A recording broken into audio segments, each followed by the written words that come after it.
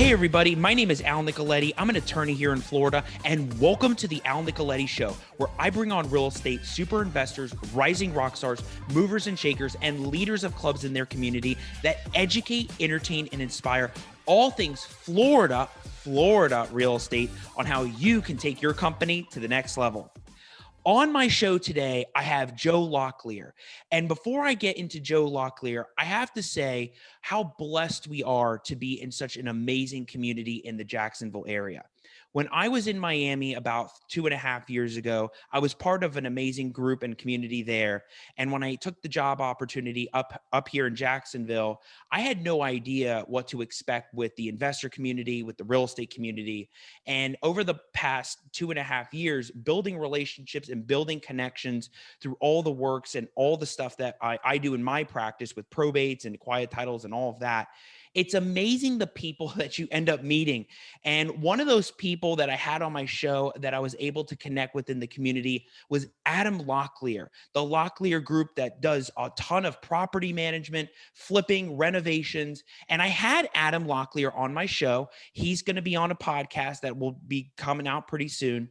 And Adam just laid out so many golden nuggets, golden gems for people out there that provide such value in the real estate world, whether they're just getting started, they've been in it a while, and how to tackle that property management side of things. And after the show, I got a message from Adam, and Adam was saying, "Hey, Al, I know my dad would love to be on the show, and he would love to talk all about the permit issues and everything to do with renovations and investors. And it would be a great discussion for your audience out there." And I have to say, for those listening, I couldn't agree more, because I haven't had a guest on my show yet talk about anything permit wise. I've had a flipper, but talk about anything with bad work on property, new stuff that come up all the time with permits, open permits. I heard about that stuff in Miami because of the hurricanes that come and the issues that happen here. But we are so lucky to have a niche topic today with Joe Locklear, who's going to talk about to permit or not to permit and the repercussions of not permitting. So that's important for you to know about whether you want to permit or you should permit. And he's going to talk about the good, the bad, and the ugly with it. And he's going to dive in on sniffing out bad work while looking to buy property. So you need to do your due diligence and look and find and do all these things. And he's going to talk about what you have to know and you have to look out for in those issues and permitting issues under permitting, open permits, contractor abandonment. We're going to dive in on permits. And that's what's so interesting about this episode, is that we're not going to just talk about not just investing, but listings and other types of marketing. We're diving on a lot of permitting and everything to do with investors in renovations with flipping. And of course, we're also going to talk about new buildings on land, especially in the COVID era, and the changes in the building department and how to be a successful flipper in the industry, and especially in Jacksonville. Without further ado, and the big introduction, Joe Locklear, welcome to my show. Hi, Al. Glad to be here. It was either here or go fishing, and I've caught all the fish that I think I can catch for a while. So here I am. Here you are. That's right.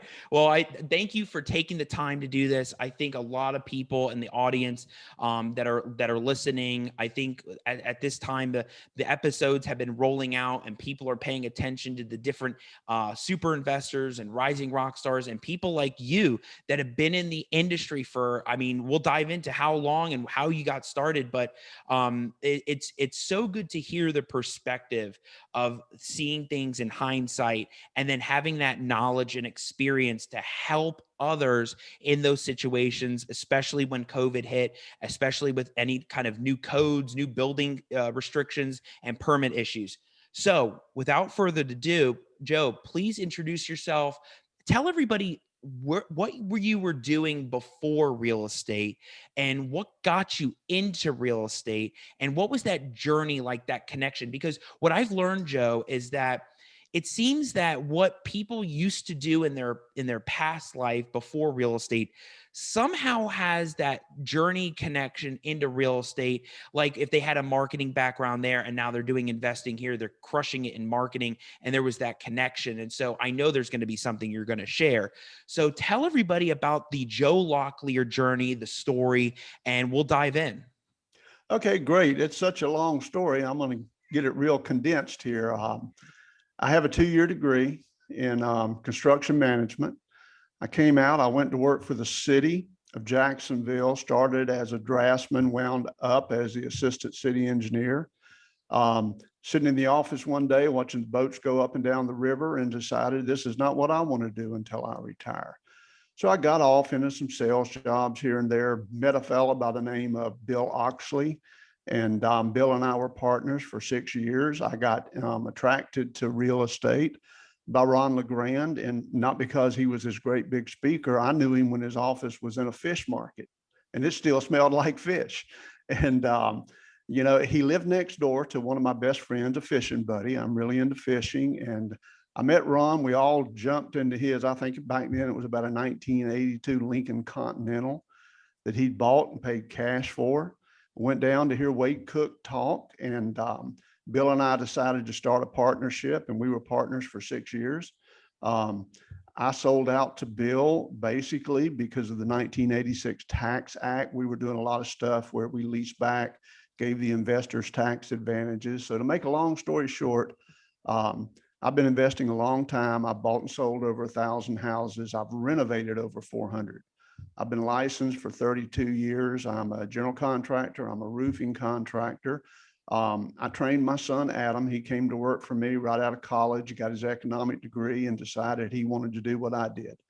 And I'm very, very proud of what he's been able to accomplish. And to tell you the truth, he has passed me. Now I'm the old guy that stands around, gives a little advice here and there. Got my rental portfolio set. I don't have to work, but I just can't quit. And what I concentrate on now, I do a lot of consulting, construction consulting, and I still have a construction company that goes out. We do a lot of stuff at the beach, and this is who I am now. And what I wanted to talk about today are a lot of the mistakes that I see people make. And I deal with a lot of investors. I have a lot of courses that I've done over the years, and I've taught a lot of people. I'm the past president of Jax RIA, Jax RIM, Pro RIA. Even back in the 80s, I was vice president of the American Congress on Real Estate. So one of my passions is teaching, but another passion is renovation. I mean, I love to see things and make them new.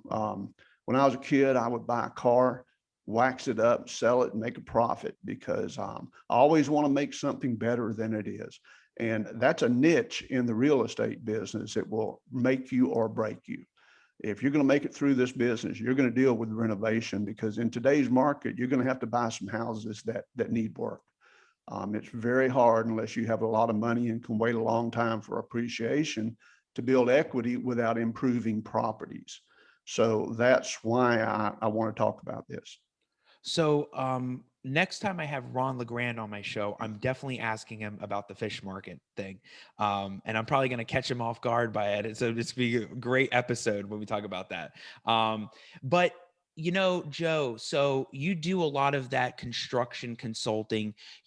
Jacksonville has exploded when it comes to new construction, especially in St. John's. And then you have Nassau doing their thing and Clay. Every county has its own issues when it comes to construction codes or permit codes, right? So you have to be knowledgeable about each of those nuances that come up in each county. Which counties do you help consult in and help people with? Because I caught that when you said it. You help people with the consultations. Is it with the permitting? Is it with all the renovations? Is it the flipping? Is it kind of everything together? What is that? Well, let's go in a little orderly fashion and begin with the permit, to permit or not to permit. This all begins when an investor buys a property or an investor is looking at a property and they decide, do I want to permit or do I not want to permit this? And that decision right there, no matter what county you're in, is going to make a big difference in what you do. And I don't think the law enforcement's listening here. So what I'm going to tell you is I did 100 rehabs without ever permitting one.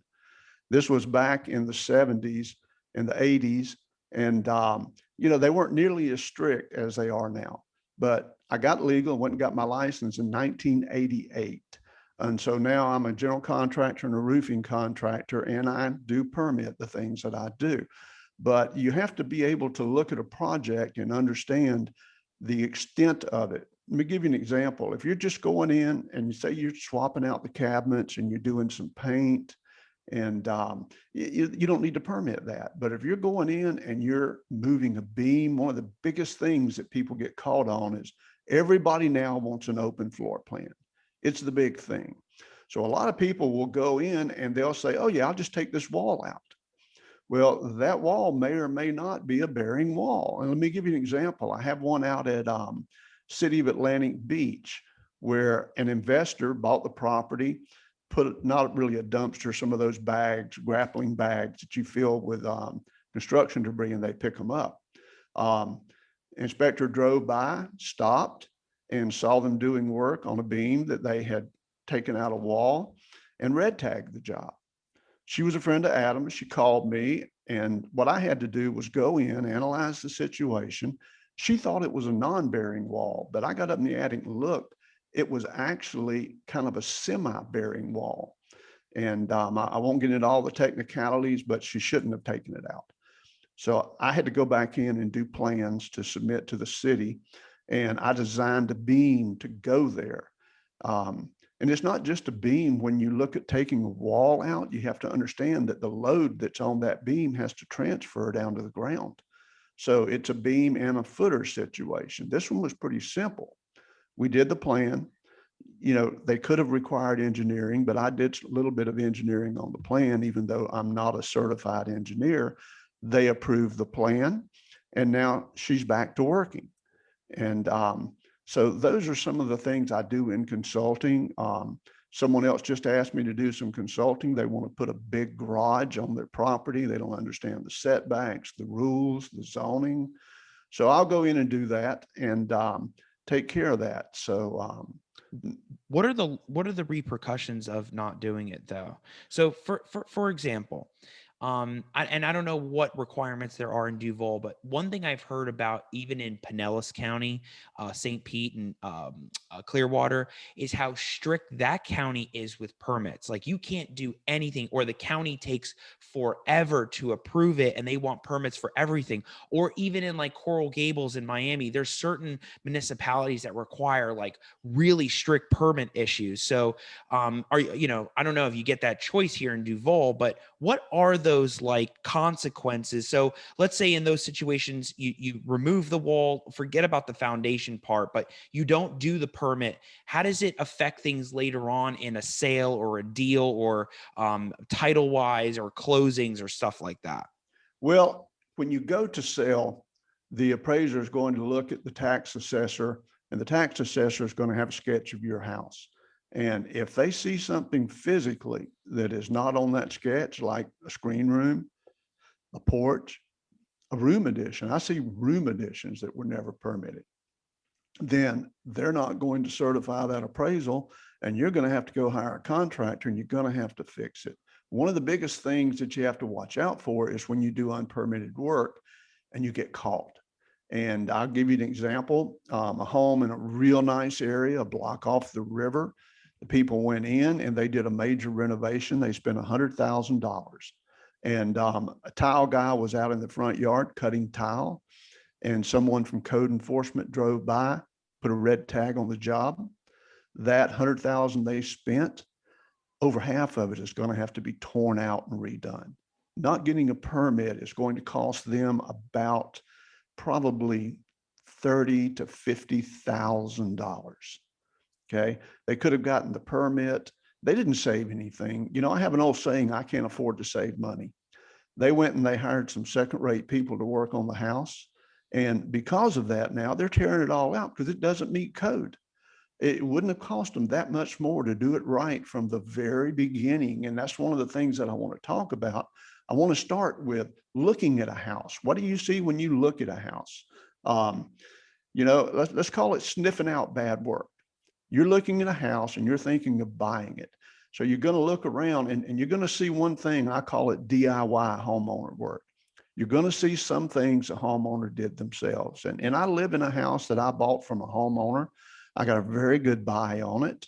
And But there are things here that I've found that I need to redo because he did a lot of stuff himself. And it wasn't super bad, but I'm somewhat of a perfectionist. So I've fixed it over the years.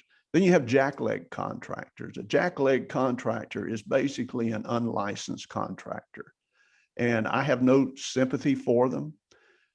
There's only two reasons they're unlicensed. One is they can't pass a test, which means they don't know what they're doing.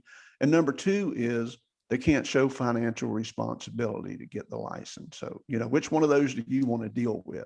You'll think you're saving money, but you're not, because it's going to be like me going to my Uncle Bob and asking him about probate instead of coming to you. You What would you that don't be always, like? yeah, you don't always get what you pay for, but you're going to pay for what you get. Right. So it's the same way with contractors. When you're looking to buy a house, you go in and you need to look around. If you see any sagging, if you see that a wall's been removed and it's now been opened up, which is a big popular thing. If you look at the tax rolls and you'll see a little sketch of the house, read the square footage, see if it matches up, see if there are any additions that are in there. Go to I call it the BIDS site. It's the building department's permit site. You can pull up that house by address and you can see every permit that's ever been pulled on it. If you know the house has been repiped, but you go and look and there's no permit for repiping, you can guarantee it was done by a jackleg contractor, somebody that couldn't pull a permit, and you may have major problems. These are things, as I look at investing, and I've been around investing a long time, most people that aren't successful, what gets them is the renovation. It's easy to find a house. It's easy to sell a house, but it is not easy to renovate a house properly and make a profit. And you talked about permitting with COVID-19 now. All of these municipalities have gone to an online only permitting. Only a homeowner that lives in the house themselves can get an appointment to go down and actually talk to someone. Contractors now have to submit everything in PDF format electronically, and it goes in, it gets stacked up, and you eventually get it back. Just did one in the city of Atlantic Beach, and they were great. It was a 10-day turnaround. I did some that involved some design work, and as a contractor, you're going back between an engineer and an architect and the city. And they put this in place, and there weren't very good instructions with how things had to be submitted. So each county is different. I just did one in Manatee County. This is a job my construction company's doing. We had a line to someone that knew someone, and they hired us to do I think it's 160,000 square foot roof. So that permitting process was entirely different from Duval County. The beaches, you have Jack's Beach, you have City of Atlantic Beach, everyone is different. So they see an investor as a contractor. I can tell you the city of Jacksonville, when they see you're an investor, they're not going out of their way to help you. And I don't know why. That's just the way that it is.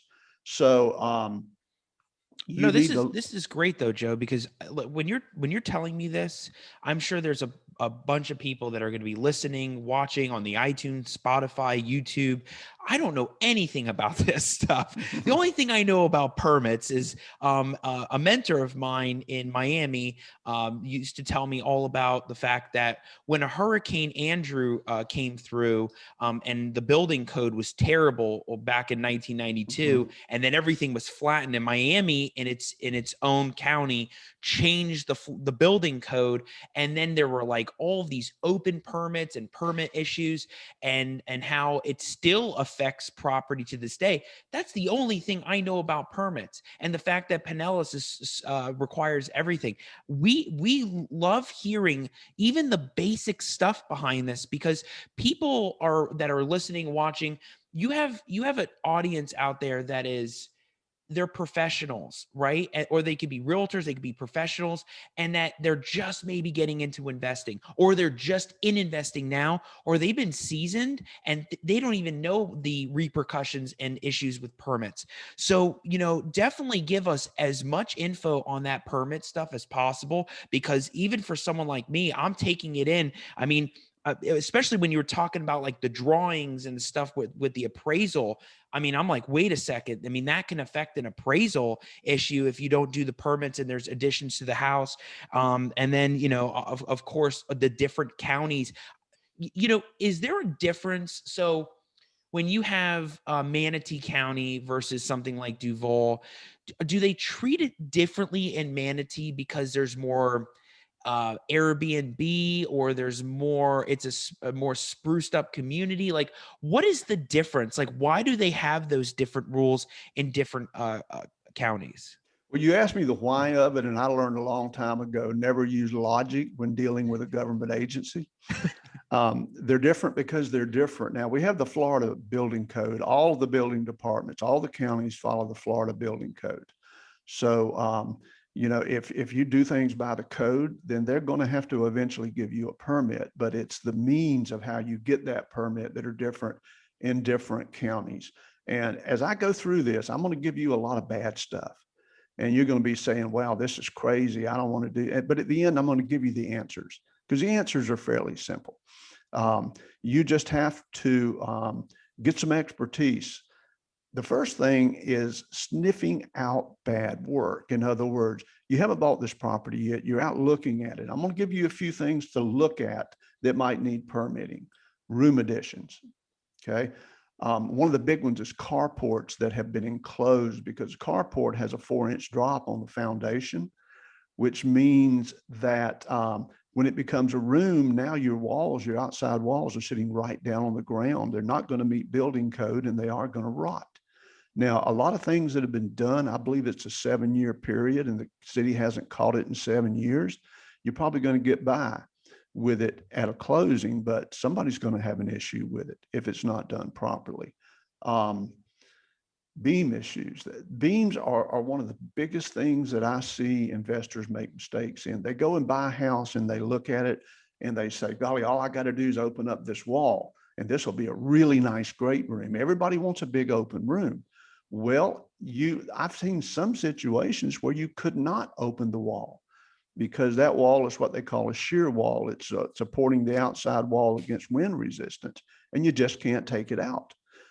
Most of them you can open, but you have to know how to do it right, and that requires permitting. You have trusses in some houses, you have joist in some houses, and how you support that to open it up are different. And I can tell you this, your average remodeler doesn't know how. I see more bad work done by contractors, and I'm going to give you some examples. I just told you the example of the one in Atlantic Beach, but that was a well-meaning investor that just didn't have the knowledge to do it. I have seen one house where they took out a bearing wall, and the contractor actually took out the end of a gable, whereas it was framed with wood, and they left the brick standing. Well, the structural wall is the wood. They took out the wood and left the brick, which is just tied to the wood. I could have taken my foot and kicked a whole brick wall over it, 10-foot high brick wall. People were walking around it, and a contractor was doing that job. Another one over in Southside Estates, I had a referral from a past customer. They had a friend that had hired someone to do a Florida room. This person was licensed. They had a certification. They had what they needed, but they couldn't get a final inspection. He called them and called them. They weren't returning his calls. So he called me, and he said, Joe, can you handle this for me? I said, sure, I'll do it on a consulting basis. Now, luckily, he was smart enough not to make the final payment to the contractor until he got a final inspection.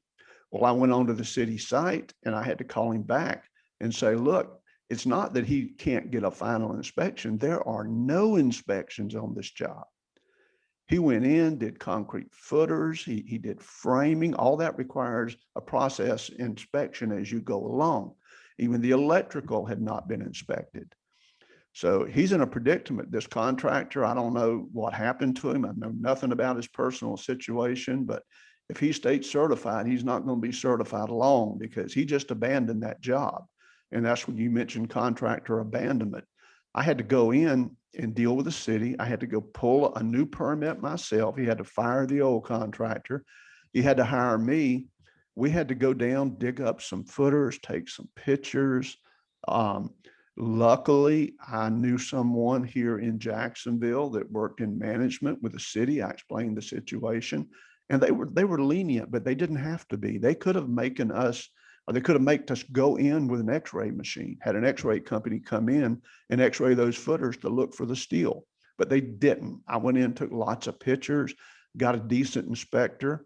We finished this up, and I think my consulting bill was about $1,500. He had retained $3,500 on the contractor. So he really made it. He made out well, but it could have been a lot worse. It could have been another couple of $1,000s that we could have had to spend to get that right. So just because you hire a contractor doesn't mean that you got a good contractor. And someone that bought that home, the reason he did it, he's thinking about selling. And he knew he couldn't sell without open permit. So when you go to look at a property, you have got to go and check the permitting status to make sure that the major work that's been done that's going to be evident has been permitted. So many different things you do have to do. That's what it sounds like. There's so many different possibilities, different things that happen in those situations, and you really have to have somebody that is knowledgeable about these issues. You don't just want to shoot from the hip. And like you said, you don't want the unlicensed contractor. Even when you get a contractor, it doesn't really mean it's the end all be all for that moment. So you really have to know the ins and outs of the whole permitting industry and the renovation side to things. Joe, can you talk to us about the open permits, the contractor abandonment, and the other issues? Because like, what is the open permit issue? An open permit is where someone went and pulled a permit. Let's say they pulled a permit to move a wall, but they never got a final inspection. Okay, that shows as an open permit. And when they run title, your title company, they're going to pick that up because they do a permit search. And it's going to come up as an open permit. You're not going to get title insurance until that is resolved, which means you can't sell the property. So you need to check going in for open permits. And I know this sounds complicated, but it's really just a matter of learning what you're doing. And you can check all this out in an hour. It sounds complicated, but it's not that hard. You just have to know that you have to do it. And I know, because of being in this business so long, I've made every mistake you can make at least twice. So, you just have to learn what you don't know, and then you got to get some help to do that. Don't expect the realtor to do it. They don't have the overall knowledge. Don't expect the buyer or the seller to do it. The title company will find it, but they won't resolve it. So you need to know going in what's going on. Now, we've used a title company, and I don't mind giving them a plug. It's All Florida Title. I've used them for, golly, a long, long time. And they do a thorough search. And I don't care what title company does the closing.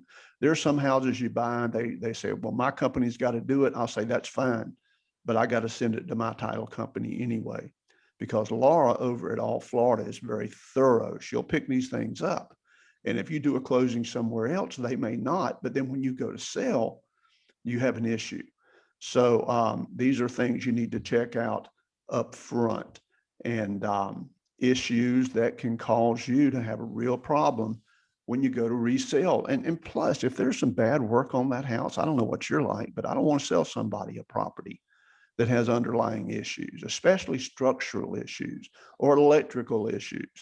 A lot of contractors like to do their own work. And I've told them, well, if you're going to go do a little plumbing, that's fine. Nobody's going to drown. But don't touch the electrical, because someone may get electrocuted. And if that happens, and you've been caught that you did that yourself without permitting or without a real electrician, what if there were a fire? People died in the house. You're an attorney. You know what's on the line there. A lot of liability there. Yeah. And there are a lot of things you can do to cut down on your liability, but when it gets right down to it, do you want to be responsible for that? I certainly don't. No. So, even when I was not licensed and I did rehabs, I didn't do the electrical.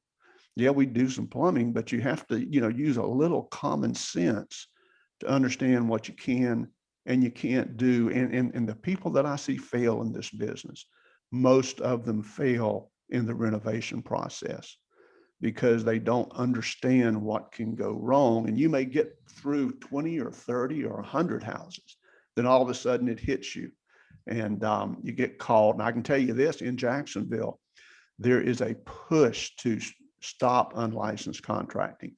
The city loses the fees. The contractors lose the work because they're the ones that go out, not the contractors, the inspectors. They like to have a job. And when unpermitted work goes on, they don't get to participate in that. They don't get to inspect it. And the city is losing a lot of money. And if you get caught, it's going to cost you. I know people that have paid $1,000 fine. There's actually, with DBPR, there's a $5,000 fine for knowingly hiring an unlicensed contractor. And you will get caught. Everybody does. It's just a matter of time. And the city is stepping up their efforts. They're hiring new code enforcement people. And if you're out there doing this, you better be stealthy. You better do everything from the back of the house. You better not put out a dumpster. A dumpster is a big sign that says, check my job, to code enforcement and to neighbors. The neighbors will call in on you.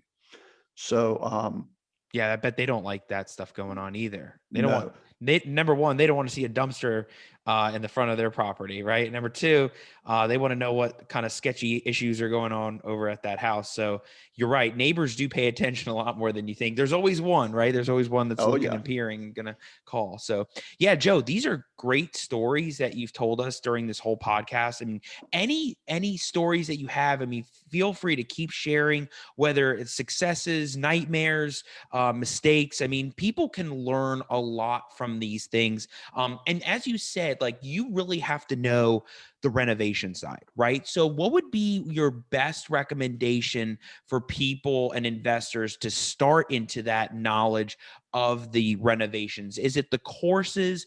I'm a big proponent of, like, just do it, right? Like, you can read everything, but you do need to prepare and get the knowledge, and then you can do it. You don't want to just start doing something you don't know. But a lot of it gets to a point of, like, you've done your reading, you've done your studying, just do it. What courses, mentorship programs, different things people can do to start it? Because as you said, you need to learn it to get to that next level, to learn about the electrician stuff, to learn about the licensed contractor work, to learn about the permits, whether to permit or not to permit. Where do people begin with that? Al, let's look at your business, the legal profession.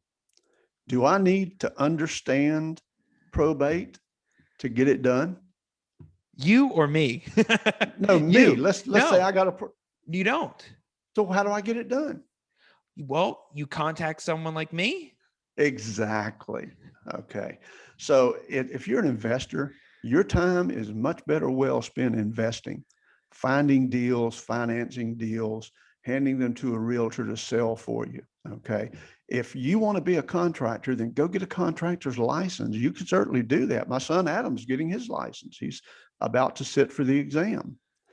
And I guess he thinks I'm not going to live forever, but he's getting his license, but he's getting a lot of knowledge in the meanwhile. I'm telling new investors, go get a real estate license, because you'll learn a lot about real estate.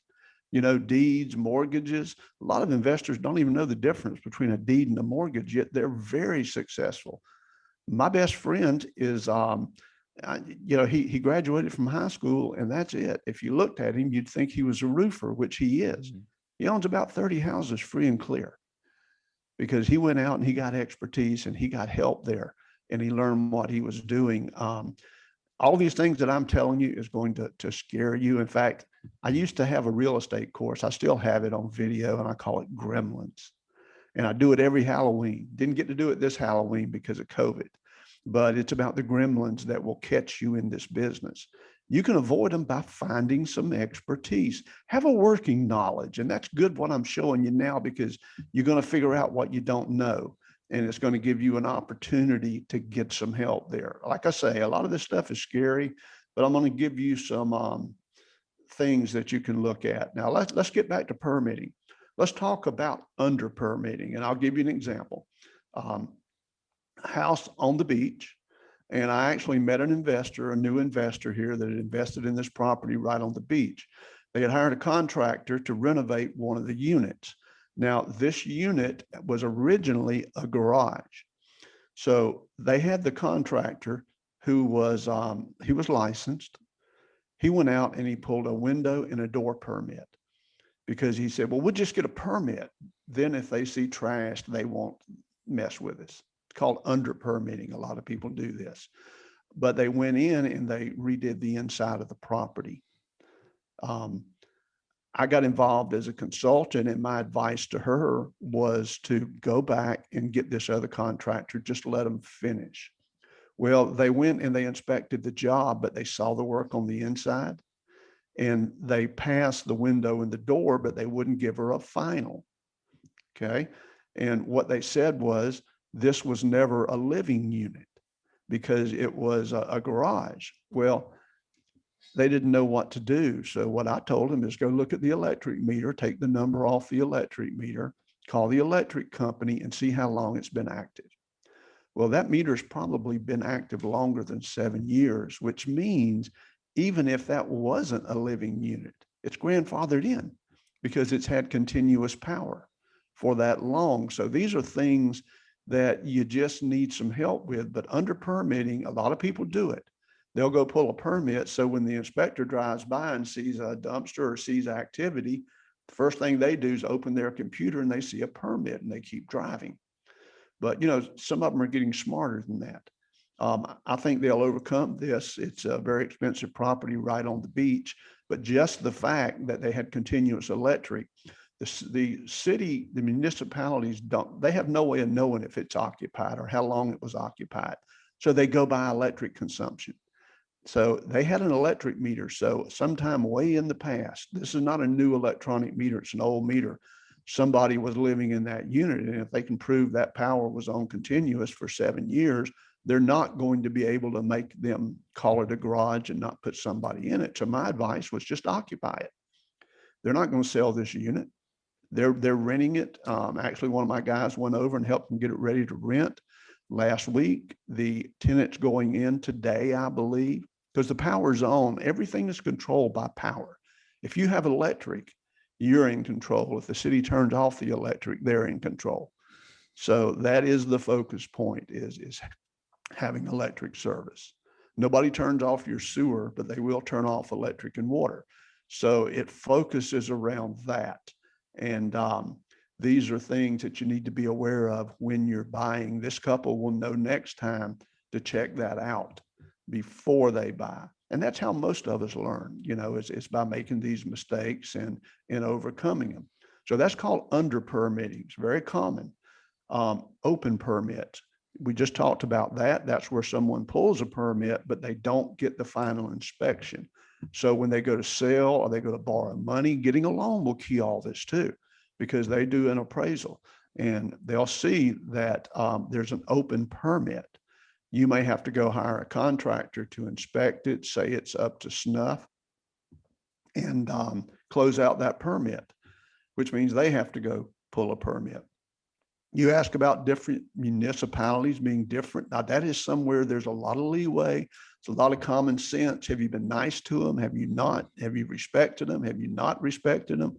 And I come from the old Jimmy Stewart school of negotiating. I'll walk into the building department with hat in hand and say, sir, can you help me with something? And I'll get the help. And much better than going in and acting like you know more than them and they're going to do this because it's the law. That will kill you, because they may have to do it, but they can delay. And, time is money in this business. So you have to really learn how to deal with the municipality where you are working.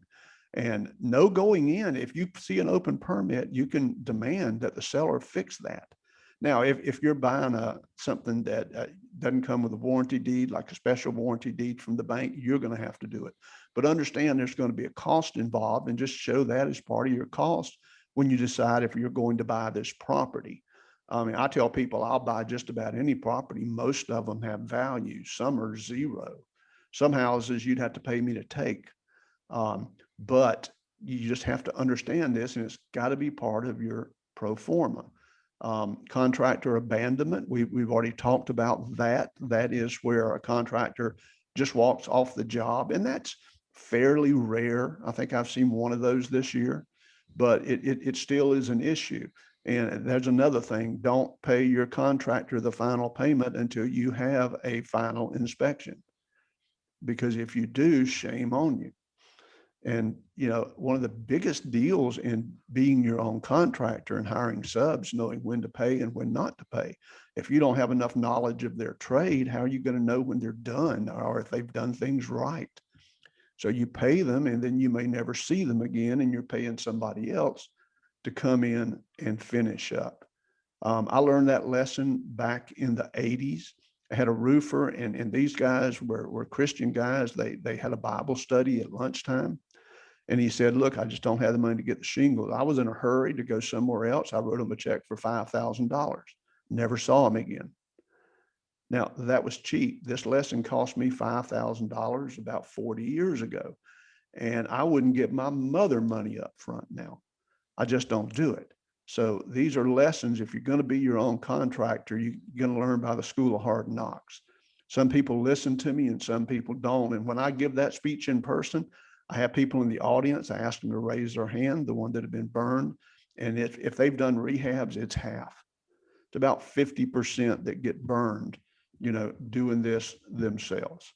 All great stuff here, Joe. I mean, I'm listening to this going, I don't know anything about what this world is like, and you're giving us true insight to all of this, which, I mean, this is why you do what you do with the consulting, and you help people get through all of this as a business. So, I mean, all of this, I mean, I'm sure you got more on the list. We'll keep going.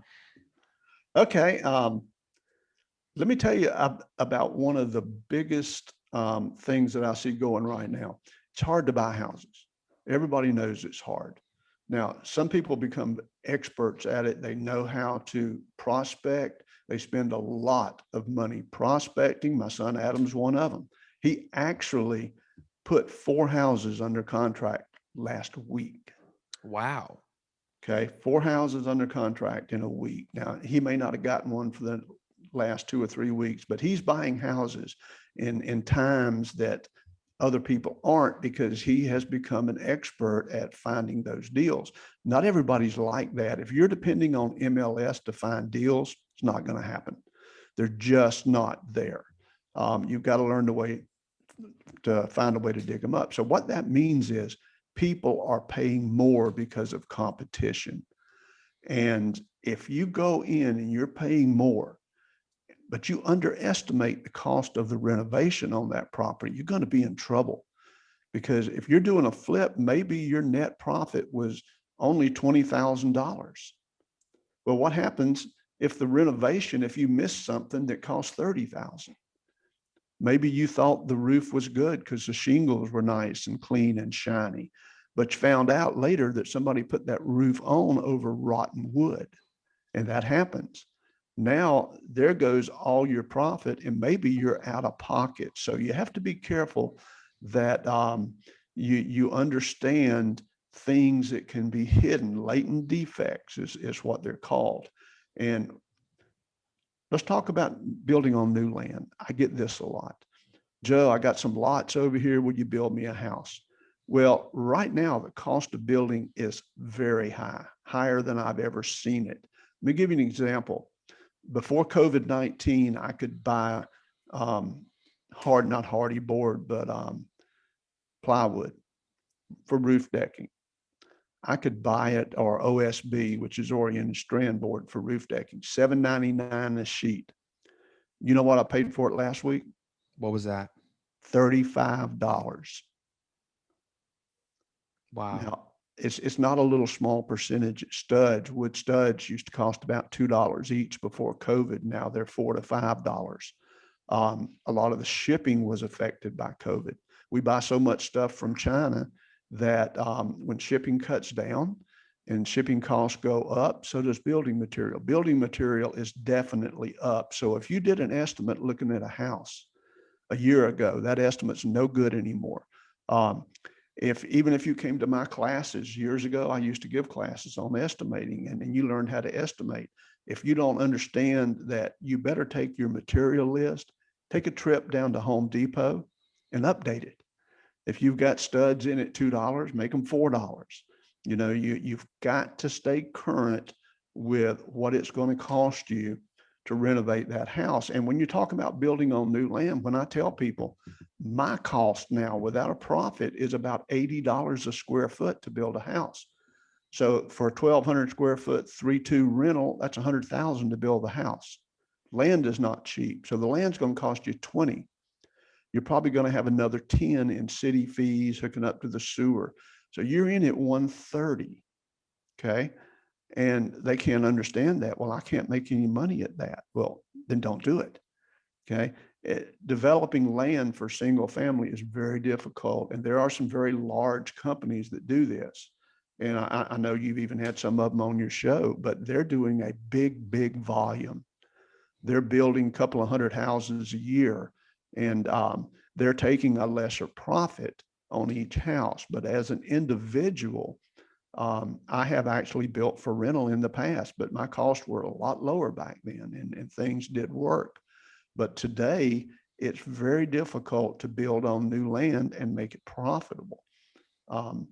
So do you recommend that people that do buy land just hold the land? I mean, like, if the shipping prices and the lumber, I remember it skyrocketed. People, I think NEFPA was sending out notices that here we go again, lumber is going higher and higher. I think construction, I don't know if it all stopped, but I remember there were some places that stopped because the lumber prices were so high. People are not going to buy the homes because they're going to be over retail price. And so when you have people that are buying land, if you're wholesaling it, the wholesalers, that's probably different because then you're going to have the end buyer, they're going to deal with it. But like, especially in the climate now, I guess you call this the market shift, right? Because like you said, even 2 years ago, it wasn't that at all. So any estimates that you were looking at, scrap it out the window. If you're a land buyer now, do you hold for the long term? Or do you just try to find that loophole and find different ways to cut the costs, cut everything that happens, structure it differently? What's the market shift with that, Joe? My feeling is if you don't have deep pockets, I mean, really deep pockets, you have no business buying land. Land is, it's not an asset to me. It's just something that drags you down. You got to pay taxes. If it's a lot, you have to keep it mowed. You have to take care of it. Trees fall, things happen, and you better have the money to take care of that because you can't, lease it out unless it's developed. So people with big pockets invest in land that can afford for it to go down and things to happen. To buy it as an investment, now you'd be much better buying rental property. I'm a rental property guy. I mean, this is not about investments here today, but I believe in little cheap rental properties, and I built my portfolio, with them. I even love to buy properties with title problems because unless I'm going to sell them, I don't care, and I'm never selling my properties. So I'm going to leave them to my kids. I have 3 sons, but to invest in land as a small investor to me is a big mistake. It's just not profitable. There's really nothing better than investing in single family houses, in my opinion. If you got deep pockets, and go for some condos, some bigger buildings, get into commercial, but those are not for new investors. And they're not for, let's say, investors that have less than $2 or $3 million net worth. To me, you better stay in residential. Right. So there is that difference in residential. And I know you got more to talk about. It's just something on my mind because then we'll continue to go down the Joe Locklear path. But is residential and commercial, they're totally different. I mean, you have totally different permitting issues with commercial buildings, right? I think even in this is just something I've heard that Clay County is like really hard to get commercial permits, and I don't know if that's true or not. But what's the difference between the two? More requirements because you have more either spaces, whether it's zoned differently. Does zoning play a role in permitting? I'm just spewing words that may connect with each other or they don't, but you're going to know that you tell us. Sure. Well, since you mentioned zoning, I want to bring one thing up there. And I learned this by the School of Hard Knocks. You have 2 things. You have zoning, but you also have land use. A property may be zoned commercial, But if you look at zoning and then up at the upper left in the appraiser's site, look at land use. It can be zoned commercial and the land use can be residential. That means what's it being used for? And if you're going to change, even if you have proper zoning and you're going to change the use, you have to go through the process of changing land use. Same process pretty much as the zoning. So you really got to have expertise there to be able to do that. Now, one thing that helps me is I spent 7 years with the city of Jacksonville in the engineering department. I was ambitious and wanted to rise up the ranks as quick as I could. So I had to go study and take tests and a lot of things like, drafting, design, civil engineering. I had to do water supply, sewer, worked in paving and drainage. And that's helped me immensely in this business. In other words, I'm not just a contractor, I'm a contractor with an engineering background. So I have the knowledge to go in and look at these parcels and know everything you have to do. And it's very, very complicated. You have setbacks, you have land use, you have drainage studies. I just built a house, they made me do a drainage study on it to show which way the water was going to flow. If you decide you're going to build a house today, I mean, you've got at least 2 months of just getting ready for your permit and studying these things. You just got to go hire somebody. As if you're unknowledgeable in this, when you get into land use, and I don't even do the big plans and this and that, I don't have time to do that. But, I tell people, you just got to go hire an architect, you got to hire an engineer. They have to look at this property. It may need a retention pond. It's not simple, it's complicated, and you really got to get some help.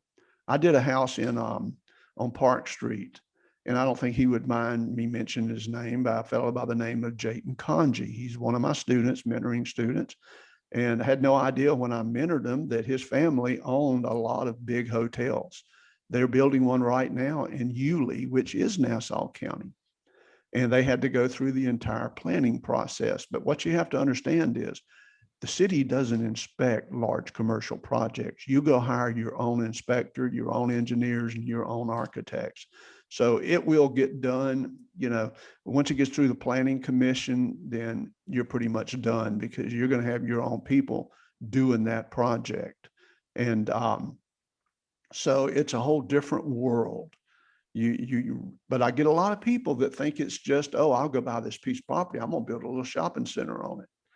And even if they say, I'll hire you to do it, I'll look at it and I'll think, I don't want to do this much work. Mm-hmm. It's something that you need to go to some real professionals that know what they're doing before you get involved. And I see people buy land all the time, small parcels, they're going to do this, they're going to do that. All they're going to do is pay taxes, because they're not going to be able to do that because, there's always going to be something there that's going to get in your way. So people hire engineers to do land studies in advance. Big companies that are going to build something, they spend a ton of money in just investigation by people that know what they're doing to be able to tell them if they're going to be able to use it for that purpose. But if you're a new investor, just stay away from it. Stay away from commercial, stay away from land.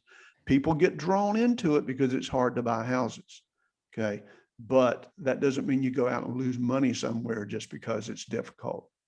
I was thinking about a year ago, somebody said, well, you could do the investing, buying homes, but there's also so much land out there that hasn't been developed and used. And, there's some maybe on the St. Johns River in really nice areas that are just still not developed, just pure land. And I was thinking, well, low maintenance. What if you just got a shipping container and rented it out to a tenant and just plopped it on the land, hooked it up? You can't declare homestead, but low maintenance, the tenant will keep up the land, or hopefully you can get somebody to keep up the land, and you don't have some big project. You get a shipping container, just plop it there and do something in there, maybe that's an idea. They're going to use shipping containers a lot more, just like JWB is doing in downtown Jacksonville.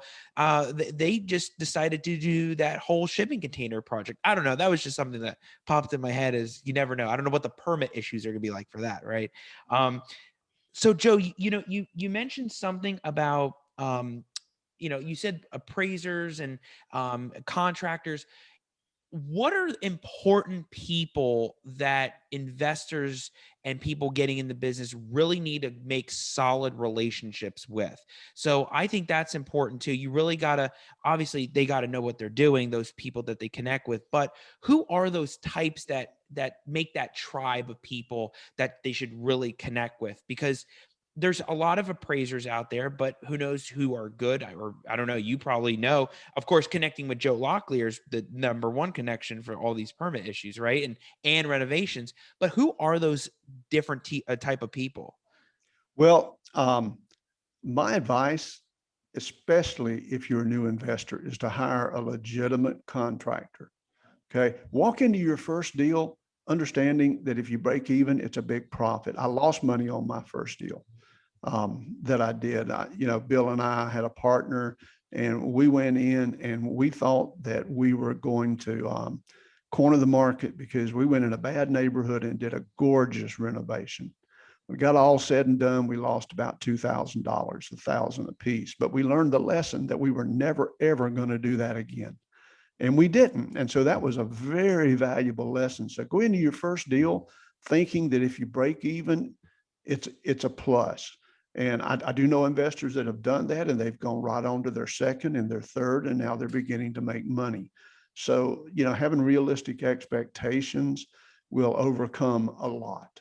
And, me, I'm a contractor. I came through an engineering background, so I gravitated to one part of the business. I had done some work for a dentist once, and he liked to come out on the job and tell my guys what to do, which is a no-no with me. I finally had to tell him, Doc, if you'll quit contracting, then I promise I'll never pull teeth. Okay. You need to stay up there and do what you're doing. Let me do what I'm doing out here. And that's the key. If you're not a contractor, don't think you're going to become one overnight, because you're not. You'll become a contractor that doesn't know what they're doing, and it may take you 2 or 3 years to get the experience to be able to do that. But people try it anyway. And I've seen some really, really bad construction. I've looked at some houses to buy, and where a contractor had come in, or a person, their own contractor, it costs more to fix those houses than it does to start from scratch, because you pretty much got to tear out all the bad work. So my advice is go get a good contractor. This is the part of the business that'll make you or break you. And if the deal won't work because you have to, you can't pay that much, you can't pay that contractor, don't buy the house. It's a bad deal. If you want to go work on houses, then go work on houses for somebody else to make, $5,000, $10,000 for 6 months work. That's what a lot of investors are doing now. And a lot of them are making mistakes, and a lot of them are calling me to clean up the mess. And, I like doing the consulting, but I can't clean up all the messes in Jacksonville. And there are a lot of them out there because investors didn't understand that they needed some expertise there to be able to do that thing right. Now, yes, there are some. If you're going to go out and buy a house that needs windows, and you call a window company. If it needs paint, you call a painter. And if you're lucky enough to find some deals like that, that's wonderful. You don't need a general contractor. Those you can manage yourself, and they're fairly easy. And they are out there, but they're pretty low profit right now in my eyes. But, I'm to the point, I'm 68 years old. I've been doing this a long time. I don't want to do it forever. So I'm not speculating at all right now. None of these deals look good to me because I'm not going to speculate. I'm right here at retirement. I want to have my rental income to give me a good living so I can travel and do some other things. And I don't want to take any chances. So I'll bypass a deal if it doesn't have big profit. I haven't bought one in a year, and that's not like me, but the profit is low. So you really got to know what you're doing and get some expert advice. Now, one thing is, if you can hook up with someone that does have a lot of knowledge in this market and they're out there, get them to look at your deal, say grace over it before you do it. I do some consulting, and I like the consulting because there's no risk for me. It's just go out, take a look, and people will hire me to go out, look the house over, look the deal over. I get my son Adam involved. He'll pull some comps because he's the expert on what it's going to sell for. And I'll do an estimate with real good estimate numbers. I'll do a scope of work, and I'll put their project in a position of knowing what they got a permit and what they don't, that they now have a package. If they want to hire me and I'm available right now, I'm not available. I've got a lot of work going, but they'll have a package to walk to a contractor and say, here's what I want. Right now, if you think you're going to call contractors and they're just going to come out and give you numbers, they're not. Because if they're good, they're busy. And so that's why I went to doing this on a consulting basis, because my guys are busy, but there's a tremendous need for people to have someone come and look. Am I going to be able to open this room? Do I have a beam issue here? You know, what's this? Is this termite damage? You know, what's going on here? And I can tell you this, you can get a building inspector who'll scare you to death. They'll come in and do the home inspections, and their idea is to show every little flaw with a house. You need to understand what's got to be fixed and what doesn't have to be fixed, what's major and what's minor. And then to know that you don't have any permitting issues or anything hidden. You know, you need to hook up with a good title company. You need some experts, good probate attorney. Oh, we'll take that too. Yeah. Yeah. And so, you know, I mean, I've used Larry Bernard for years and years and years, but he's not really a probate guy. And I generally use him to fix something. And Adam tells me that you guys have a good relationship, and he's given you some good advertising. I can tell you that, because he really likes what you guys have done together. Before I even knew your name, he told me, I got my guy, I got my probate guy. And this was months and months ago. I didn't even know your name, that it was you that he was using. And I think that's great, because being a successful investor is, like you just mentioned, it's bringing the people together that can make you successful. Good Contractor is one of them. Now, there are some problems with contractors and contracting right now, and that's labor. Okay, the government hits the stimulus issues and they pay people to stay home. Very hard to get labor. We have to go through 6 or 7 guys that we actually hire to find one good one. If we hire 7, we fire 6. I've even gone to, when I advertise, I put no drunks, no drama, no drugs, you know, in big caps, because there's a lot of that out there in this business, a lot of skilled people that have substance abuse problems. With COVID, people are staying at home. They're looking at their bath, knowing it needs remodel. So they hire a guy to come in and remodel it. There aren't that many people going around. I called my regular tile guy the other day. He was booked up for 4 months. There is a shortage of labor. So you need to get a contractor that has some connection and some regular subs that they can get in on your job, because if you're going to stand out there alone and look for them, you're going to wind up hiring somebody that's underqualified. If they're available now, there's usually a reason they're available. So, you know, my problem is the opposite. All my contractors are retiring. My plumber's retiring, so I'm replacing him. But I can still get him to come out and look at a job and tell me how it should be done.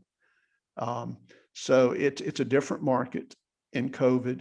Don't walk into these rehabs thinking they're easy, because they're not easy. They can be done, but you really, really need some good advice up front before you buy the house. If you build a relationship with a contractor, then they'll come look at your house.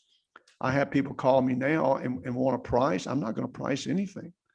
You know, I just don't have time to come out and do free estimates. Contractors that are out doing a lot of free estimates, contractors that don't have any business. And there's generally a reason they don't have business. I like doing the consulting because I always get paid by PayPal. And so far, my wife hadn't found that account. So it gives me a little fishing money there. What kind of fish too, by the way? You've talked about that before. You like inshore backwater, or you like deep sea fishing? No, inshore backwater. I specialize in milk cod. I'm an artificial bait fisherman, mostly topwater. And I could tell you, you know, had I gone fishing, which my buddy asked me to this morning, I'd be eating fish right now. You know, I'm pretty good fisherman. You know, like, I've done it a long, long time, but I'm inshore backwater. Large bass, smallmouth bass? No, I do mostly saltwater now. I used to fish on the bass tour in Florida, but I fish with artificial baits. I only fish artificial. I fish shallow water, and I'll give you a hint: long A bomber. I have one plug that I catch 90% of the fish I catch on. I went the other day and I got a nice big red, got a flounder. I was out there about an hour and a half, Oh, wow. and we ate them last night, and I may go tomorrow or Monday morning. That's why I'm in a position in my business. I've either got to expand or contract, because I don't want to spend the time that I did spend. So I'm kicking more into the consulting, and I may bring in a young guy that wants to manage crews. I've got one real good guy. He works and supervises, but I am to the point that I'm turning down a lot of work. And so, my life's in the situation of it's in my blood, and it's really hard to get it out. I mean, Adam can Right. tell you, he and I were partners for years, and it got to where he really needed to go out on his own. I fought it a little bit at first, but now as I look at him and what he's accomplished, very, very proud of him. He's done a wonderful job, and he really has passed me. He's on his own. So, that's just a little bit of personal stuff, Yeah, but but it's all I good. love This is all this. I good mean, stories. I love teaching. I have teaching in my blood, but I want to be careful that you don't learn a little bit and then go out and think you're ready to do things, because it is a process. And the main advice that I can get or give is get some help. You've got to hook up with a good contractor. And, I can't do it all. There are other good contractors out there. They're very busy. Um, you can become a contractor, or you can hire a good contractor. If you're going to become a contractor, go to AAA construction school, get your license. It won't teach you anything but how to get a license, but at least you'll be legal, and then you can learn by the school of hard knocks. Um, if you're out and you're looking at properties and you got a big rehab, you got to get some help. Go to somebody and say, look, can you help me? Can you look at this? Now, I do that. I do it on an hourly consulting basis. And, that's some help that you need to get in this business. Very, very informative tips. I mean, and everybody that's going to be sticking around listening to this whole thing, Joe, is going to get so many tips from you about this. And I think at the end of the day, you have to know your craft. You have to be knowledgeable about it. You have to make sure you're not just diving in, doing things and shooting from the hip. You have to work with the right people. As is most guests and every guest that comes on, we always get to the end and it's like not even about real estate. It's about business and relationships and having consistency and follow up and preparation, which is so important. I wrote this down as you were talking about something even before with the roofing, and I wanted you to keep going. But solar panels, I don't know why that hit me in my head, but any permit issues with solar panels seems to be like a new thing lately. One of my best friends in Orlando, he just got a new roof. He got a new roof. They're getting new solar panels on it. Anything anybody has to know about that? It seems to be up and coming.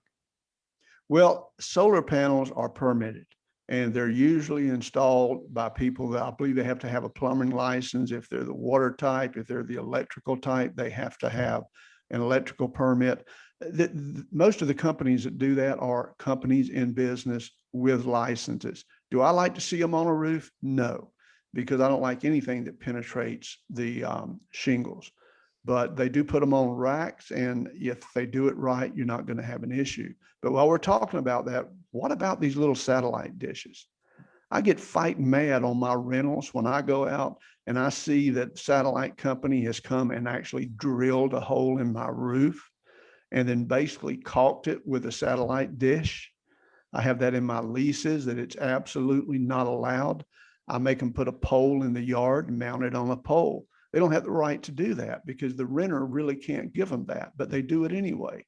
And it's just one of my pet issues are the dish network people, or I guess that's a company, but the people that put the dishes on there, you don't want that on your roof. Anything you drill through shingles, you have to flash it properly, and they don't.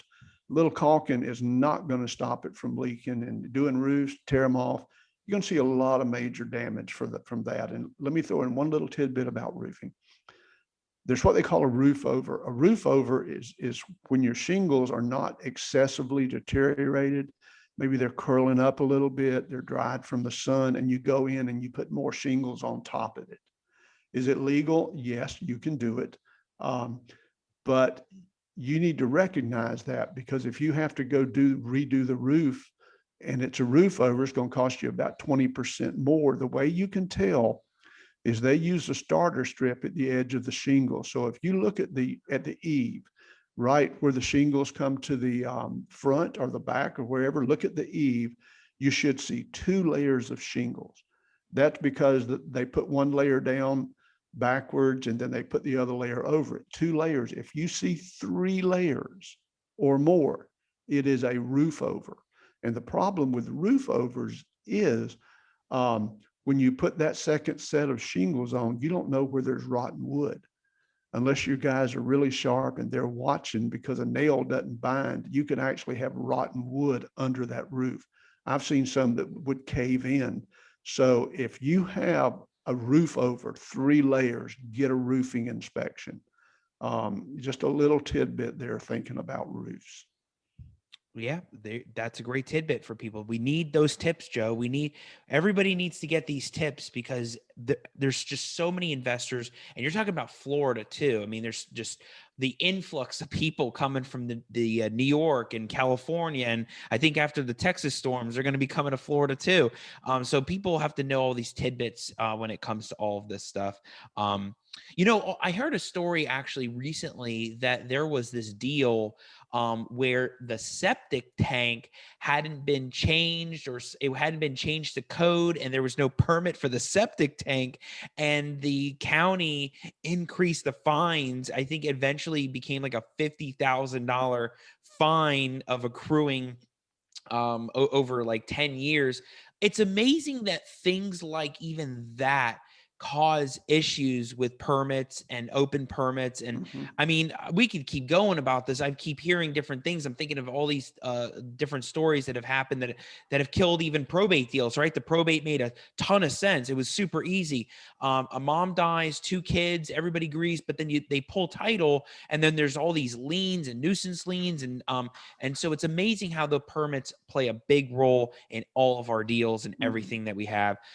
So, Joe, before we get and conclude off the show, I have a series of signature questions I always ask, and I've been doing it more in a lightning round way. But if you have a longer answer to it, let's hear it. But I always ask these questions because I always get different answers, right? So, one of the first questions I always ask is, how do you build trust between you and either the seller and or the people that you work with in the business, and generate and build relationships, and to explain and teach them how to be a successful investor and successful renovator in the business? What is that camaraderie, that skill that you have? Well, it's just doing the right thing. And it's treating everybody with respect. Even a laborer on my job gets treated with respect. And I pay my people well. If a guy comes in and says, I'm a master carpenter, I'll work for $18 an hour. No, they're not a master carpenter. I pay people what they're worth. One of my guys makes $30 an hour. And so, you teach your people that respect. You respect them, they respect you. You do the same thing with your customers. My customer, they're not always right, but if I have to say, no, we can't do that, I show them why. And I'm very respectful of their wishes. I understand what they want, and I understand what they expect of me. And I'm not perfect, but I don't argue with people.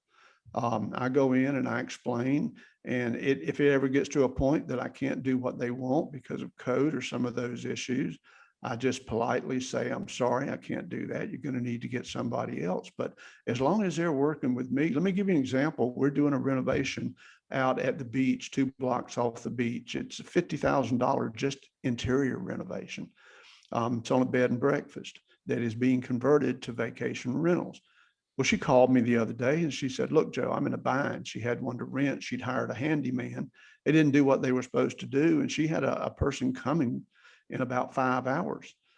And she said, can you help me? I said, sure. I pulled my guy off the job, which was her job, sent him over, and they took care of it.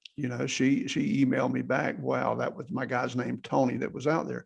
She said, Tony is amazing, because she didn't have anybody to compare it to. She'd always had these, what I call jackleg handymen doing her maintenance. And it's a matter of just professionalism. And that's great. It really is. It's bringing your best, bringing what you do, and treating people the right way goes a long way. And people remember it when you appreciate them. So great answer there, Joe. So the next question I always ask is, what are some tips and tricks on locking up really good deals? Like if you're doing it with a seller and or somebody that's the end seller, or I'm going to use terms that I probably don't even know, but basically you're getting a good deal, right? Like whether it's on the construction end, on the renovation end, what are some tips and tricks to really getting those good deals and locking them up? Well, I'm old school here. My son says I'm a dinosaur. I've bought almost every property that I own. I bought a few that were probate or that had title issues. I always keep those. I don't try to sell them. But I come from the Jimmy Stewart School of Negotiating. The way I buy houses is to go to someone's house. I sit down at the kitchen table. I talk to them. It may be the filthiest house I've been in my life. It may be a real dump, but I never say anything bad about a property. And I'll look at it and I'll say, I bet this was a beautiful home one day. And they'll say, yeah, my parents bought this. Get them on my side, get to talking.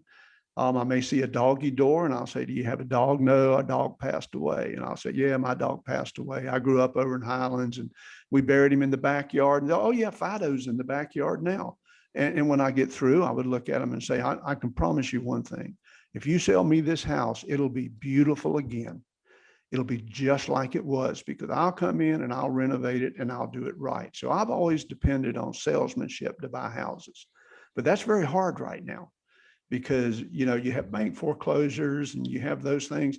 My son, Adam, I know you've already had him on. He's better at that than me. And I'm rusty, I'm a dinosaur. That's how I did it. I'm sure it still works today, but you've got to get to that situation. So, Adam's the guy to ask that. And he won't tell you. If he tells you how he buys houses, he's not going to do it.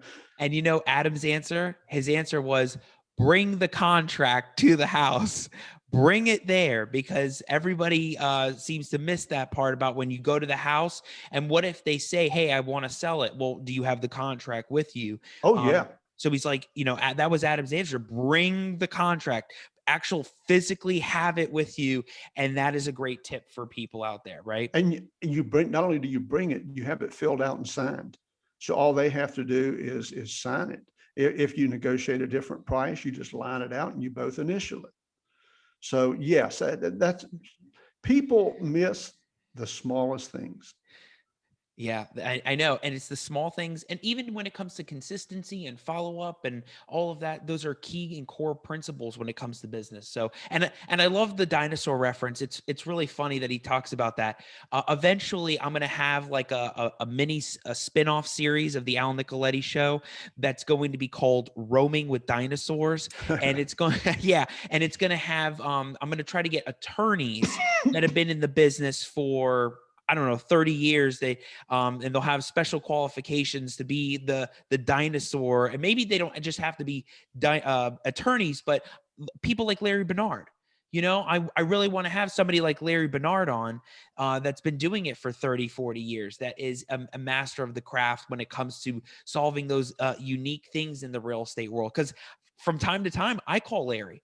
I'm like, wait a second, Larry, I got this wackadoodle situation. He's laughing and we're talking about here we go again. That we're reading the statute. So, look, at the end of the day, it's you all that bring a lot of this experience where you can see hindsight is 2020 and look back and say, here are the mistakes. Here's what we learned. Here's what I learned from others. So that's why you're so valuable to have on this show, Joe. And I'm so happy Adam said, hey, you gotta, my dad wants to be here. And I'm like, let's do it.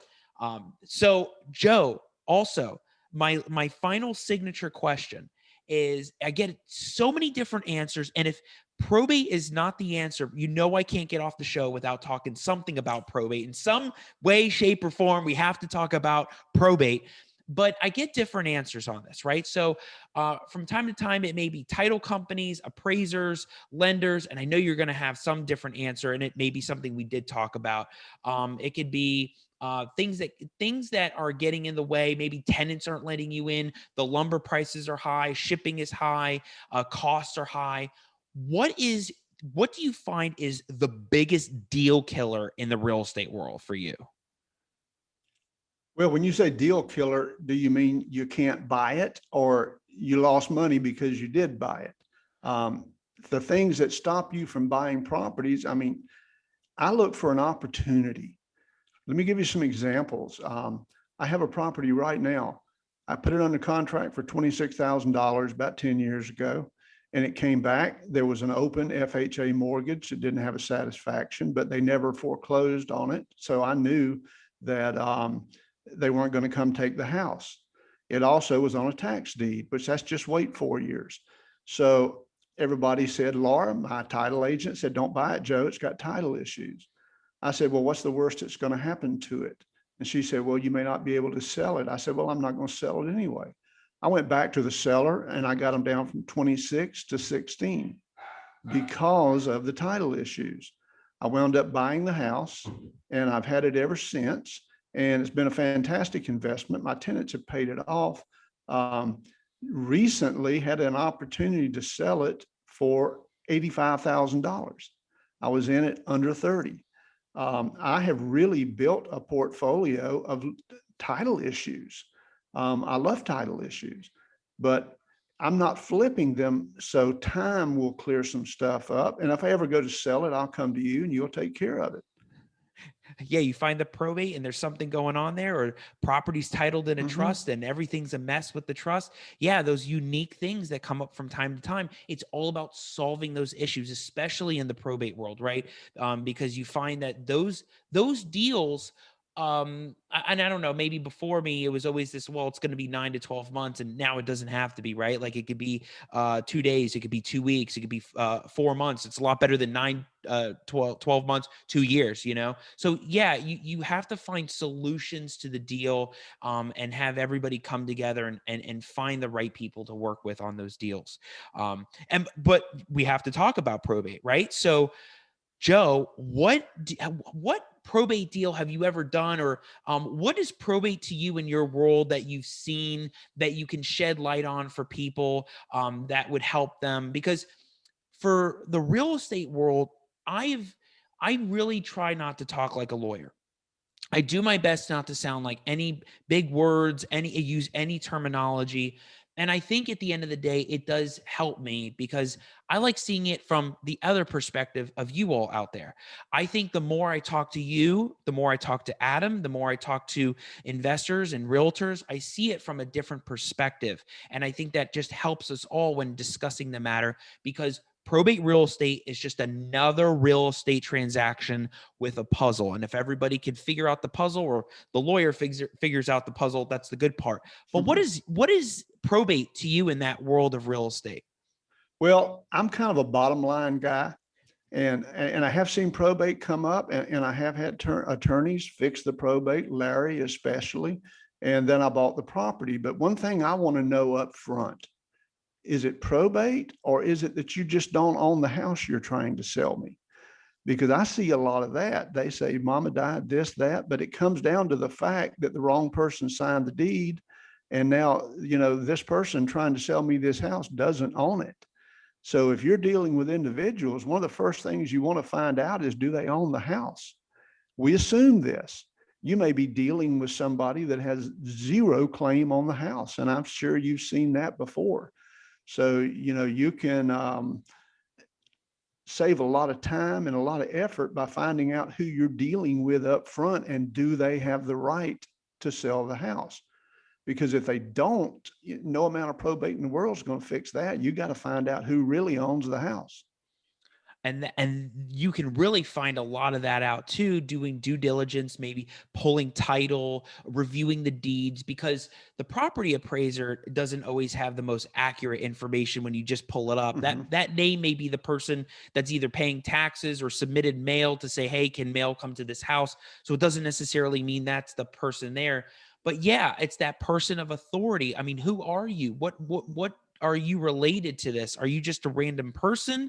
Are you an heir? Do you even have the ability to own that property? And that's where probate is really neat and interesting, because there is a story behind every house, behind every issue. You never know, even if it's titled in a trust, there's always some story with it, because generally what I've always seen with these probates and trusts is that trust avoid probate. But the issue that seems to come up now is that the trust is either lost, the trust is poorly drafted, or the trust. And those are weird things. You need help to figure out, how do we solve this? Do we let this go to tax deed? Do we let this go here? What are the solutions and maneuvers Mhm. involved in those situations? So yeah, you're right with all the authority.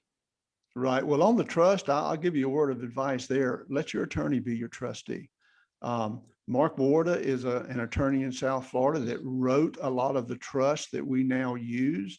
He charges like $100 a year. Why would you not want to have a trustee that really, really knows what they're doing? Because it's not cut and dry. You lose a trust. It wasn't properly notarized. It wasn't witnessed. It had some issues in the way it was written. You know, his deal is so cheap. He's the guy to go to. He'll make sure the taxes notices get to you. That's the biggest thing that I see, is that you go down and you put the trust, and you put the trustee's address, and then the trustee, like me, I used to would be trustee for people. I won't do it anymore. I still get notices of taxes not being paid and this and that. I used to try to dig down, send the people. Some of them I don't even remember. They pretty much go in the trash can. So if you're going to do a trust, you really got to do it right and get some professional help on it. Well, thank you for mentioning Mark Warder, because yes, I mean, I'm familiar with the name. I think I saw him one time at Jack's RIA, but thank you, Joe, because that's another guest for the Roaming with There you Dinosaurs go. series, Yeah. right? That, I mean, he's been around for so long. He focuses a niche on land trust. I'm not doing any land trust or anything.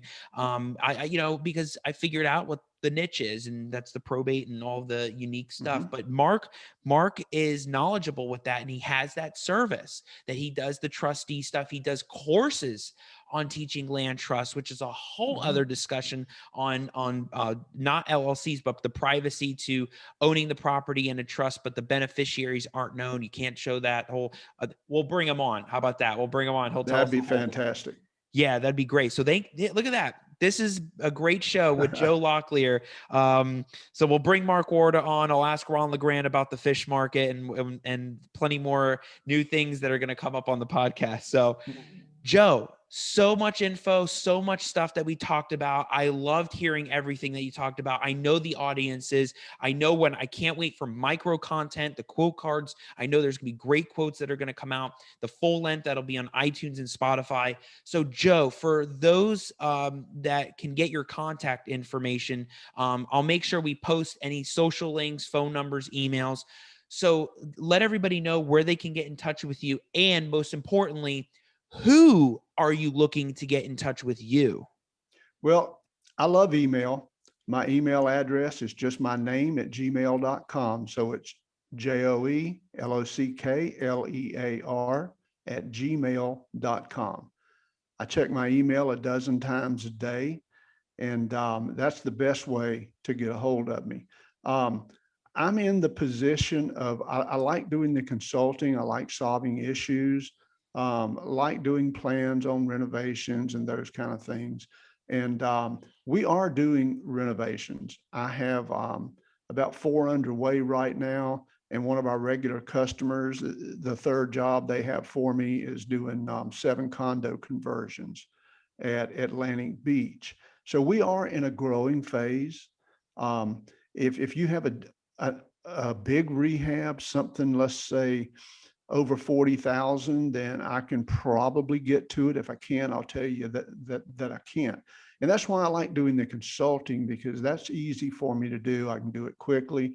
I can help people out. You have permit issues. You bought something with open permits, or you've got a beam issue and now you got to fix it.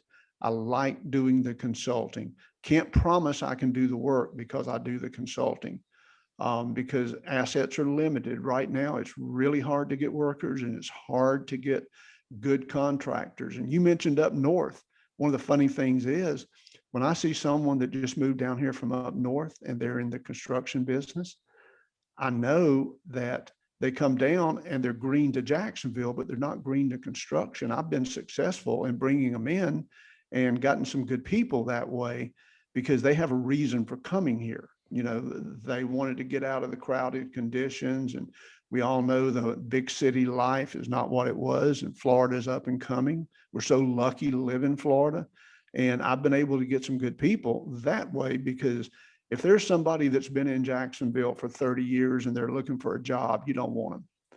You know, it's just, there are some good people. My main guy, Tony, came down from Kentucky to Florida, and he's been a tremendous asset. So if you're looking at, you know, hiring people, that's one thing to look at. Well, great.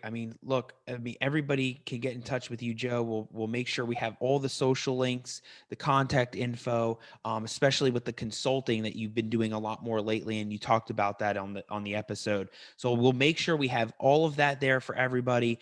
And now what I've been doing to finally conclude my show is not just ending it and saying, "All right, we're off," is to say, Joe, any final thoughts, parting words? Well, you know, I have a saying, and that saying is, I can't afford to save money. The biggest mistake that a lot of investors make is trying to save money in this business. You try to save money, you don't really need a probate attorney. I'll just handle that myself. I don't really need a permit because I can do it and get by. Or I can just go hire some men and I'll supervise them and I'll get by. Um, you know, I'll buy this piece of land and I'll sit on it and I'll wait, and it'll be sellable one day. You know, you save money, but you really can't afford to save money because a lot of times it costs you. Go ahead and get the expertise up front. Pay for the expertise, especially on a large, expensive deal, because you're going to pay it. You're going to pay it up front. You're going to save yourself a lot of headaches, or you're going to go through all the headaches and all the misery, and you're going to pay it at the end. So that's the biggest advice that I can give people. Great, Joe. Hey, we had so much fun on this episode. I think we've been going now for like an hour and a half. There's so much value here. You dropped permit nuggets and great tips and tricks for everybody to learn. And so when it comes out, I'll make sure that you get the clip, the audio, the YouTube version, the micro, the quote cards. And for everybody out there, you will find this episode on iTunes, Spotify, YouTube, Facebook, LinkedIn.